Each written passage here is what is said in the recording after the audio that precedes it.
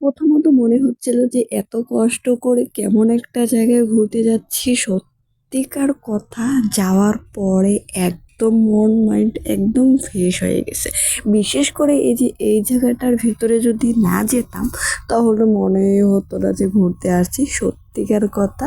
তো আমি এই দিকটা শুধু হেঁটে হেঁটে হেঁটে হেঁটে মানে আমরা যখন ফার্স্ট টাইম ভিতরটাতে ঢুকি, তো এইটার ভেতরটা ঢুকতে আমি 4-5টা ভিডিও করে নিচ্ছিলাম। আর একটা জিনিস বেশ ভালোই লাগছিল যে আশেপাশটা অনেকটা সুন্দর না হলেও এখানকার ভিতরটা অনেকটা সুন্দর ছিল।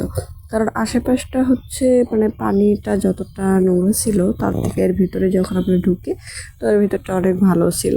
আর এর ভিতরে দেখেন মানে রঙিন মাছ কিন্তু এনারা চাষ করছেন, আর এখানে হচ্ছে খাবার দিচ্ছিল কিছু মানুষ।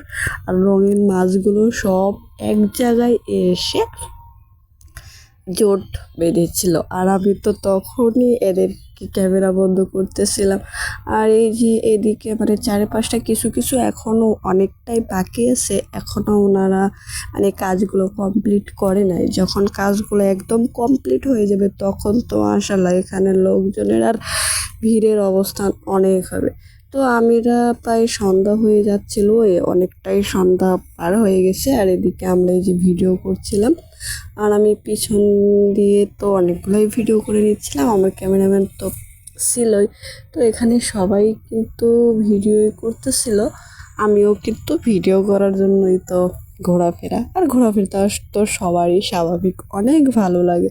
তো আমরা এই যে লাস্ট মুহূর্তে মানে চলে আসছিলাম, আর এই যে ইগুলো ছিল, তো শেষ পর্যায়ে মনে পড়লো কী ব্যাপার, আমরা তো এই ফিশিংকারী মাছ যে দেওয়ালিটা এই জায়গাটা আমরা ভিডিও করি রে।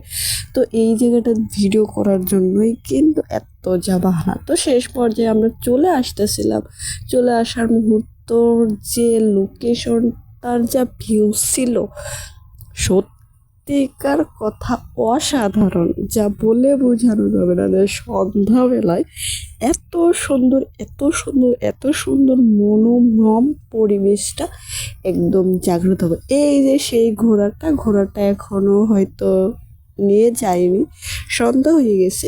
তো এই যে এইটুকা মানে লোকেশনটা আমার বেশ ভালো লাগছে সন্ধ্যেবেলা ফিরে আসার মুহূর্তে।